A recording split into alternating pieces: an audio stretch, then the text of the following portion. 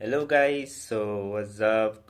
Good day sa lahat. So, ako nga pala si Jerome, ang inyong trader for today's video. So, ayan. So, gawa lang muna tayo ng video kasi medyo hindi naman busy. Hindi, medyo matumal ngayon yung G-Gives natin na convert. So, wala tayong mga client masyado. And, ito lang, for ano lang, information lang sa lahat na gustong magpa-convert. So, don't mind my tigyawat na lang. Kakapuyat yan. Ayan. So, yan ang tatalakayin natin ngayon is about sa JV, ano yung G-Gives na yan?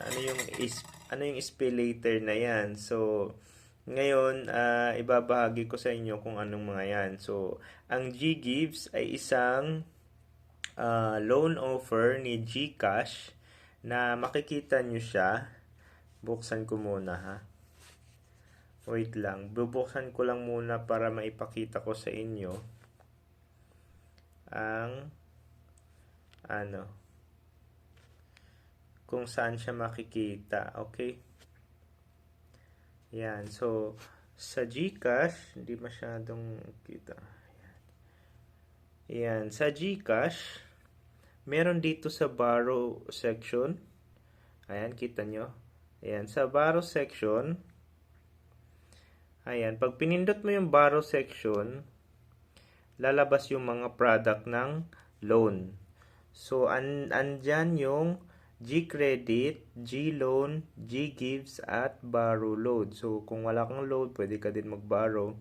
So, sa trading services namin, itong G-Credit and G-Gives, pwede nating ma-loan yan. Itong G-Gives and G-Credit, pwede nating ma-cash out yan as magawa nating cash.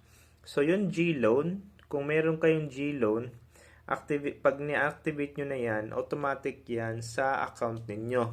So, di na kailangan ng trader yan. So, itong G-Credit at saka G-Gives, kailangan to ng trader para maging cash. Pwede naman pang online shopping, pang pay bills, pwede naman.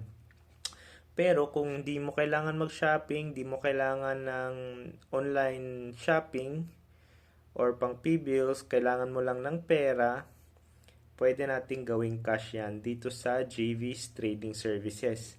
So, we find ways. Parang video. Ayan. So, ganyan siya. Yung G-Gives, pwede nating ma-convert sa amin. Pwede din nating i-convert yung G-Credit. Yan. So, yan yung dalawang product na pwede nating i-cash out sa GCash. Meron pa pala, unverified GCash. Kung gusto mo i-send or i-cash out doon sa verified na GCash, hindi mo siya ma-send kahit saan kasi unverified yung GCash mo. So, nagka-cash out din tayo ng unverified GCash, unverified Maya. Ayan, PM lang kayo. Gagamitin po through QR merchant code sa akin, sa business merchant ko po na QR. So, gagamitin natin yon para ma-transact at ma-cash out. So, meron lang tayong fee. So, sa iba't ibang services, may iba't ibang fee din siya. So, sa G-Gives, sa G-Credit, ganan, iba yung fee niya. So, currently, yung yung G-Gives is nasa 16 to 19% yung G-Gives. Depende sa amount. So, yun yung trading fee natin, okay? Kasi hindi naman basta-basta din matitrade yan or magawang cash. Kung kaya naman pala, pwede nang kayo na lang mag-cash out, okay? Kung kaya mo naman, i-cash out mo na. Ayan. So, sa amin, nagpa-funding kami, meron kaming budget. So, every 3 days yung settlement dyan. So, hindi namin makukuha agad yung pera. So, kailangan namin ng fee para hindi ma-stuck yung pera namin doon sa merchant, okay? Or sa bank settlement.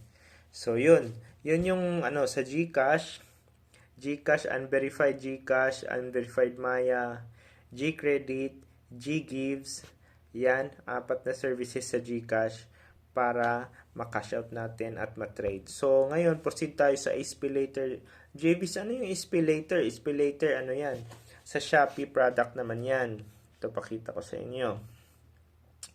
Sa Shopee product naman yan, yung SPayLater, kung hindi mo naman gagamitin, kung naka-activate na siya, tapos hindi mo naman siya gagamitin for online shopping sa Shopee, or hindi mo siya gagamitin for bills, kailangan mo lang ng cash.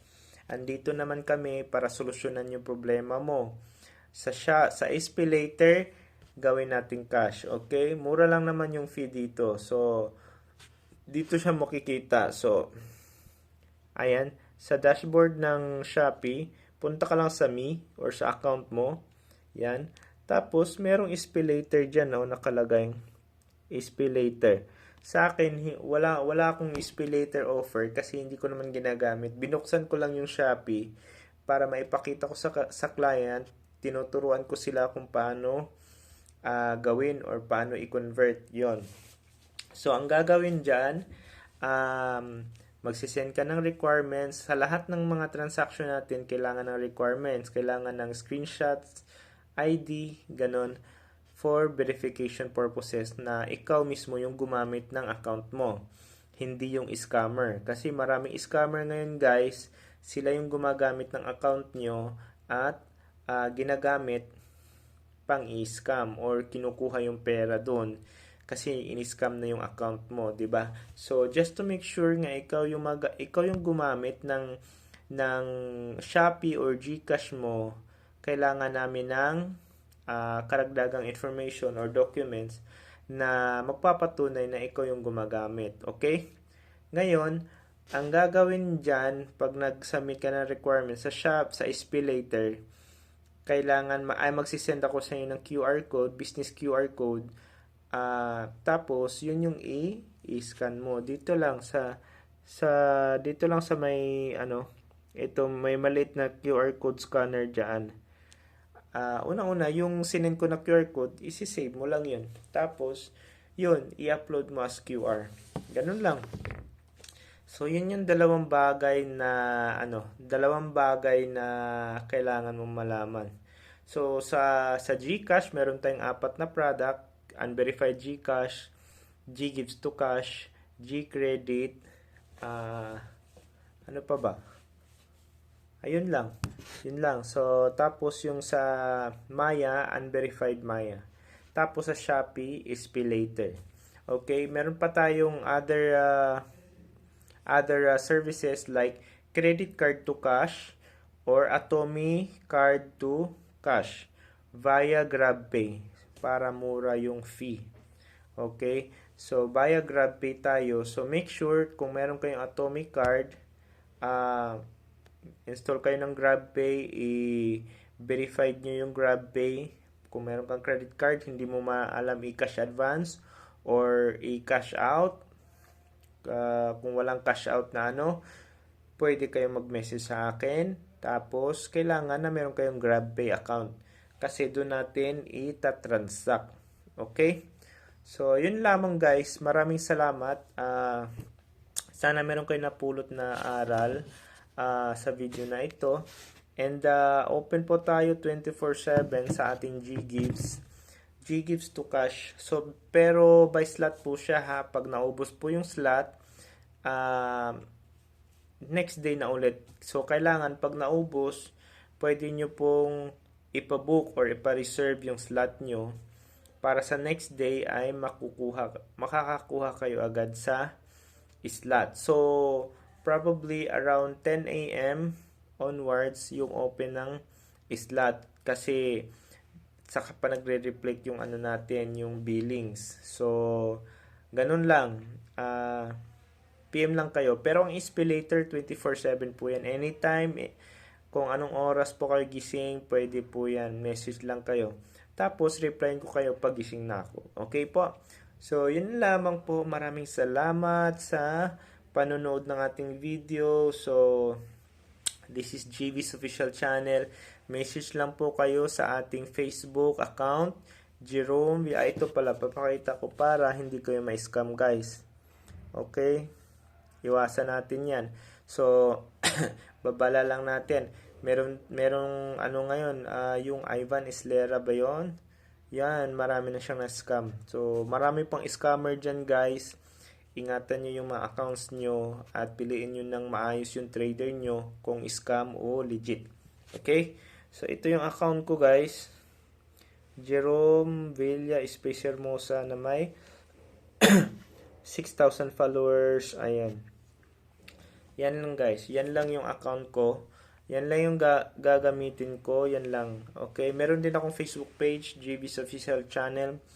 Pero nagre-reply ako doon na ipa-message kita dito sa personal account. So might as well direct ka na lang dito sa ating personal account guys para mabilis yung transaction. Okay? Yan lamang guys. And maraming salamat guys. Please do subscribe, like, and share to my YouTube videos. Malaking bagay po yan. Kahit pa paano, sintimos nakakatulong. Okay, di ba? So, stay legit tayo guys. So, marami na tayo natulungan. Marami na tayo napakonvert. And sana marami pa din tayo matulungan na mga kliyente natin, mga kababayan natin. Okay guys? Thank you so much. Maraming salamat po. And salamat sa mga nakaabot dito hanggang dulo sa video na ito. Maraming salamat po. Dahil dyan, may discount ka na fee sa akin. So, discount, screenshot mo lang to, tapos send mo sa akin sa PM para maka-discount ka ng fee. Okay guys? So, PM lang kayo agad. Open tayo 24/7. So, PM lang kayo. Okay? Pag hindi ako nakapag-reply, antayin nyo po. Huwag kayong mainip. Kasi ang taong mainip, mabilis ma-scam. Okay? Be patient lang po. Sa pag-hintay lang po sa reply. Hindi kayo magsisisi pag ako yung naging trader nyo. Okay guys? Maraming salamat. Peace out.